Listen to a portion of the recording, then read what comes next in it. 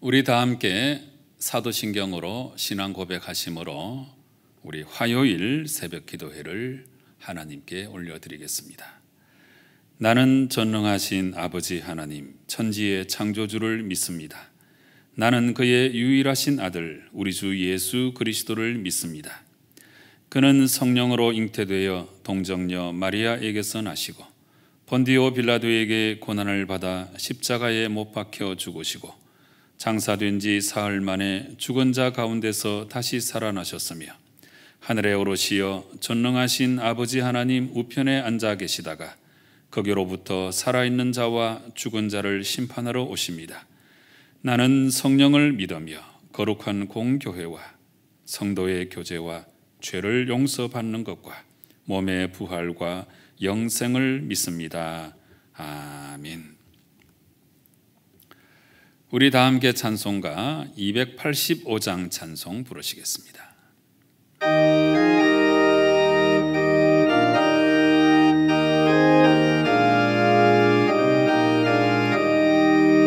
주의 말씀 받은 그날 참 기쁘고 복되도다. 이 기쁜 마음 못 이겨서 온 세상에 전하노라. 기쁜 날 주 나의 죄 다 씻은 날 늘 깨어서 기도하고 늘 기쁘게 살아가리. 기쁜 날 주 나의 죄 다 씻은 날 이 좋은 날 내 천한 몸 새 사람이 되었으니 이 몸과 마음 다 바쳐서 영광의 주를 섬기리. 기쁜 날 주 나의 죄 다 씻은 날 늘 깨어서 기도하고 늘 기쁘게 살아가리. 기쁜 날 주 나의 죄 다 씻은 날 새 사람 된 그날부터 평안한 마음 늘 있어서 이 복된 말 전하는 일 나의 본분 삼았도다. 기쁜 날 주 나의 죄 다 씻은 날 늘 깨어서 기도하고 늘 기쁘게 살아가리. 기쁜 날 주 나의 죄 다 씻은 날.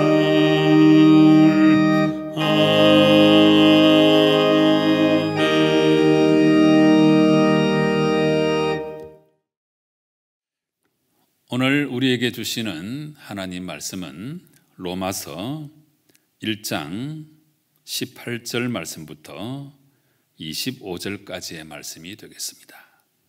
각 처소에서 함께 읽으시기 바랍니다.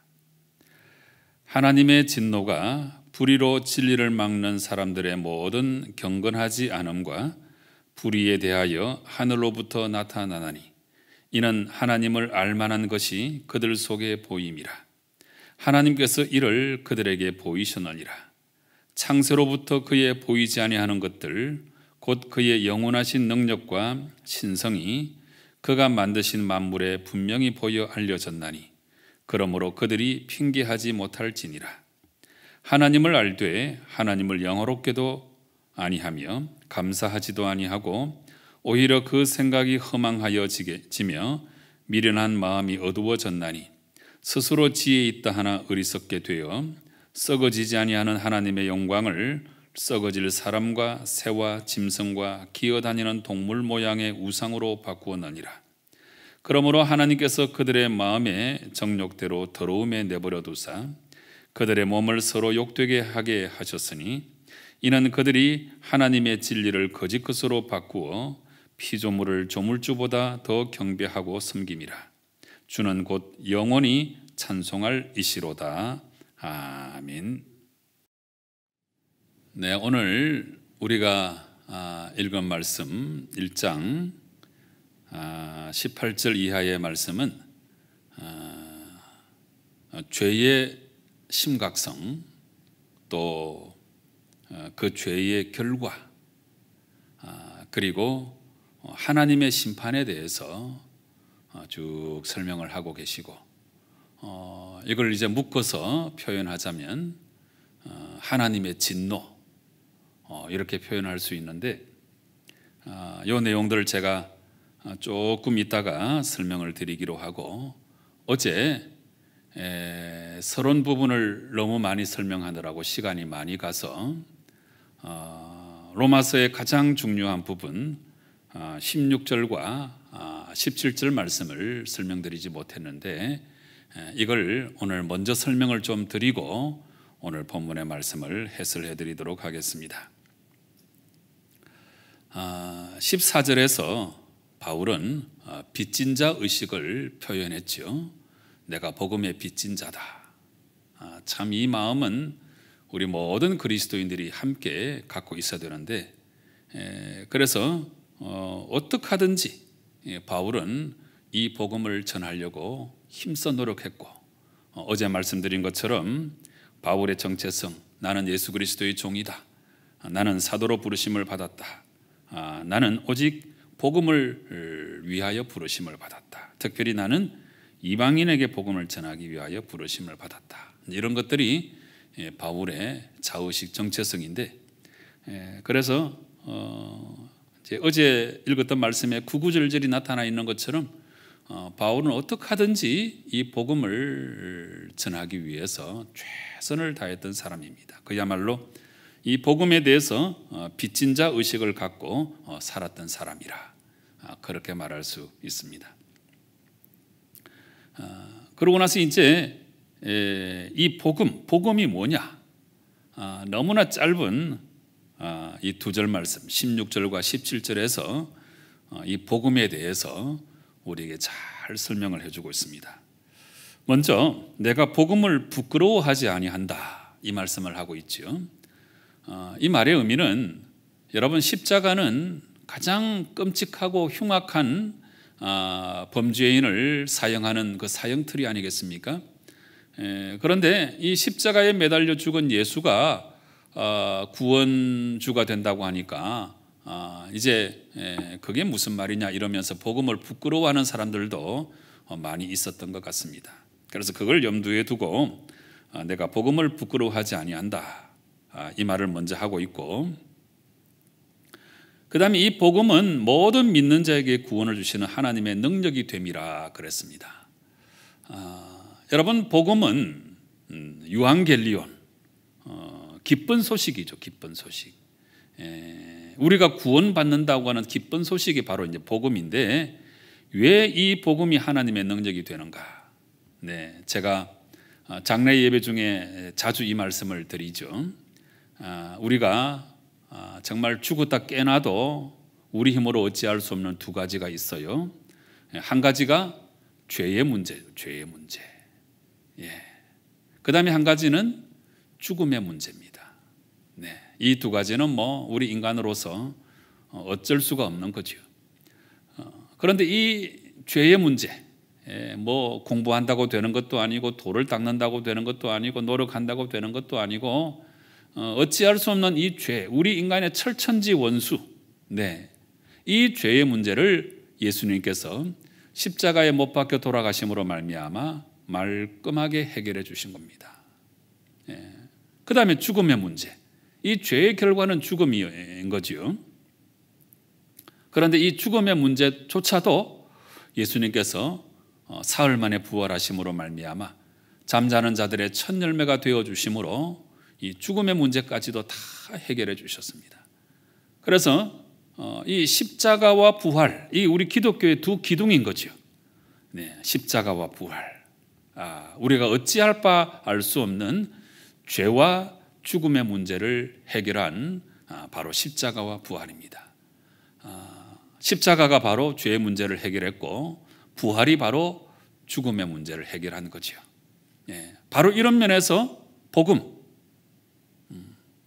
바로 하나님의 능력이 된다 하는 것을 우리가 알 수 있습니다. 그 누구도 할 수 없는 일을 예수 그리스도의 복음으로 말미암아 우리가 해결함 받았으니까 이 복음이 얼마나 하나님의 능력이 되는지 이루 말로 다 할 수가 없습니다. 그 다음에 17절 말씀에 이 복음에는 하나님의 의가 나타났다 그랬습니다. 이제 로마서 말씀을 계속 읽어 나가실 때에 이 의는 여러분들이 항상 구원이라고 하는 말로 바꾸어 생각해도 그 뜻이 전혀 손상되지 않습니다. 왜냐하면 우리가 의롭게 되어야 구원을 받게 되는 것이니까. 그래서 이 하나님의 의, 이 표현은 항상 구원이라고 생각하시면 돼요. 그래서 이 복음에 하나님의 의가 나타났다. 이 의, 오를 의자 한문으로 써보면 양자 밑에 나자가 있는 그런 글자잖아요. 예수님께서 우리를 머리에 이고 가는 모양이 이 오를 의자의 뜻입니다. 네, 그래서 예수님이 이제 우리를 구원해 주시는 것인데, 근데 이 구원을 어떻게 받느냐? 믿음으로 믿음에 이르게 하나니 기록된 바 오직 의인은 믿음으로 말미암아 살리라 함과 같으니라. 이걸 가리켜서 우리가 이신칭이라고 말하는 것입니다. 구원받기 위해서 수많은 노력이 있을 수 있습니다. 인간편에서 돌을 닦고 공부를 하고 선행을 하고 노력을 하고 철학을 하고 선행을 쌓고, 근데 이런 어떤 노력도 우리 인간에게 구원을 가져다 줄 수 없는 것입니다. 왜? 이 모든 노력들이 우리 인간의 죄의 문제를 해결할 수 없기 때문이죠. 네. 그렇기 때문에 이 구원은 하나님께로부터 오는 것인데, 그래서 하나님께로부터 오는 구원, 예수님이 가져오신 거죠.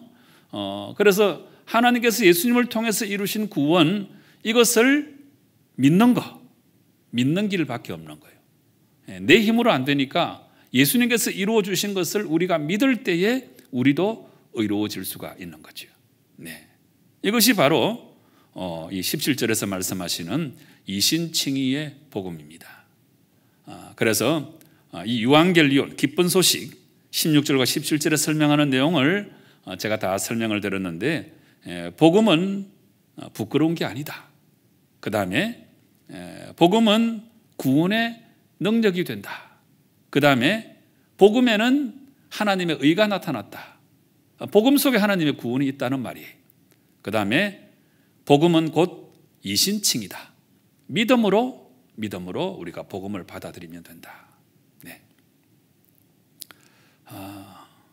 참 이 새벽 기도회는 강의 시간이 아니기 때문에 제가 길게 말씀드릴 수는 없습니다만은 그래도 이 말씀은 드리지 않을 수 없는데, 오직 의인은 믿음으로 말미암아 살리라 함과 같으니라 하는 이 말씀은 계보가 있죠. 계보가 우리 성경에 도도히 흐르는 구원의 도리가 바로 믿음으로 구원받는다는 이 개념이에요.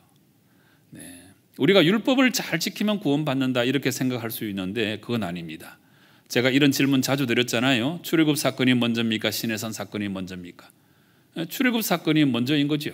급하니까 하나님이 먼저 구원해 놓으시고 그 다음에 이런 계명을 지켜야 된다. 그래서 이 계명, 율법이라고 하는 것은 구원받은 자가 구원받은 자답게 살라고 주신 하나님의 백성의 새로운 윤리가 바로 계명인 거죠.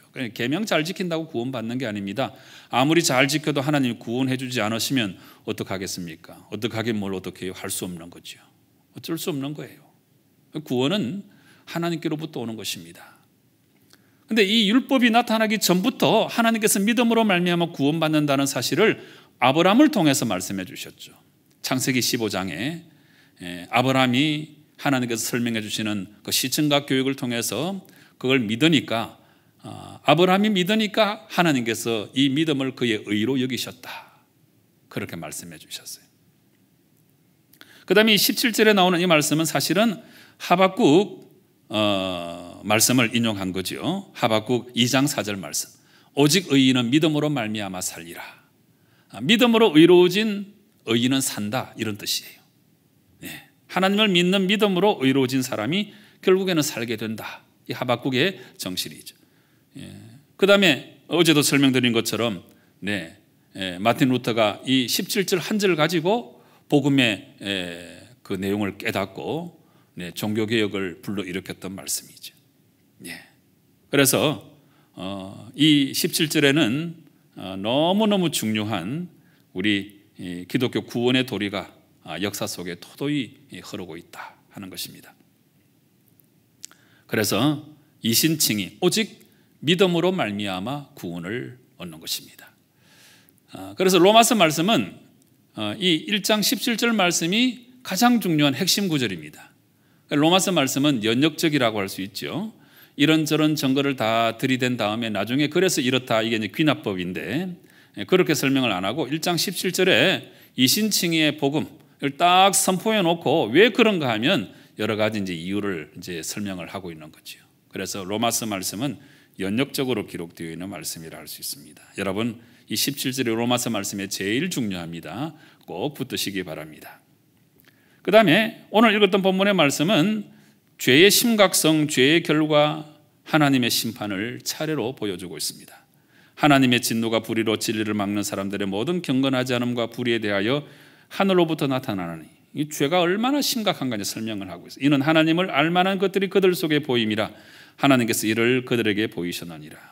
모든 자연 만물, 20절은 뭐 하나님의 그 신성이 다 나타나 있음에도 불구하고 이제 하나님을 믿지 않는데 정말 핑계하지 못할 것이다. 어떤 신학자는 이런 말을 했지요. 독수리의 눈을 가만히 들여다보아도 하나님이 살아계신 것을 알 수 있다.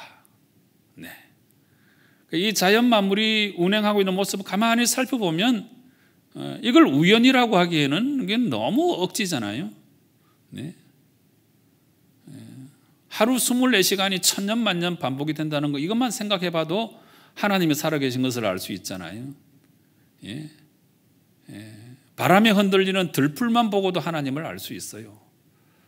하늘에 떠도는 구름 한 조각만 바라보아도 하나님을 알 수 있는 거예요. 핑계할 수가 없는 거예요. 그런데 끝까지 하나님을 믿지 않는 사람은 믿지 않죠.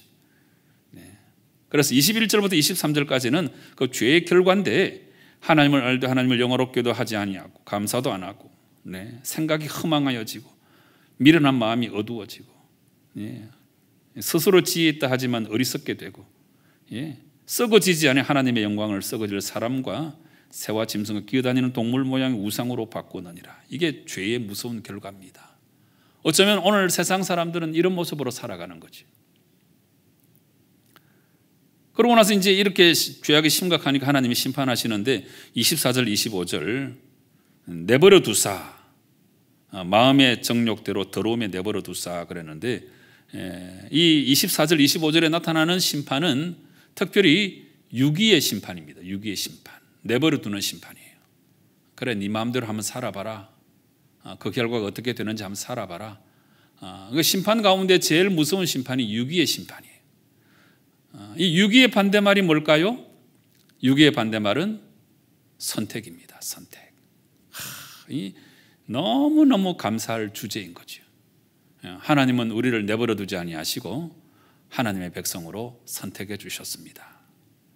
죄의 심각성을 여러분 꼭 기억하시고 이 죄로부터 우리를 해결할 수 있는 방법은 복음밖에는 없다는 사실 여러분 기억하시고 꼭 복음을 믿고 의로워지는 성도 여러분 꼭 되시기를 주님 이름으로 축원합니다. 기도하시겠습니다. 아버지 하나님 감사합니다. 로마서 말씀을 읽게 되어서 너무너무 감사합니다. 이 말씀 한 구절 한 구절 읽어나갈 때마다 이신칭의의 복음을 우리가 꼭 붙들게 도와주시고 이 복음을 붙들고 하나님의 백성답게 아름답게 살아가는 저희들 되게 역사하여 주시옵소서. 예수님의 이름으로 기도드리옵나이다. 아멘. 하늘에 계신 우리 아버지, 아버지의 이름을 거룩하게 하시며 아버지의 나라가 오게 하시며 아버지의 뜻이 하늘에서와 같이 땅에서도 이루어지게 하소서. 오늘 우리에게 일용할 양식을 주시고 우리가 우리에게 잘못한 사람을 용서하여 준 것 같이 우리 죄를 용서하여 주시고 우리를 시험에 빠지지 않게 하시고 악에서 구하소서. 나라와 권능과 영광이 영원히 아버지의 것입니다. 아멘. 여러분, 우리 믿음의 핵심이 이신칭입니다. 믿음으로 이루어지는 거죠. 이 사실을 내가 분명히 믿고 정말 구원의 도리를 잘 깨닫고 예수님 잘 믿는 나의 모습이 되게 달라고 기도하시기 바랍니다. 우리 교회 학교와 교육을 위해서 기도하시고 이 땅의 다음 세대를 위해서 기도하시기 바랍니다. 우리 주위를 돌아보시고 육신의 질병으로 고통 중에 있는 분들을 위해서 중보기도 하시고 이어서 여러분 각자의 기도의 제목으로 하나님께 나아가 기도하실 때에 우리 하나님 응답하실 줄로 믿고 우리 확신 가지고 통성으로 간절한 마음으로 기도하시겠습니다. 함께 기도하십시다.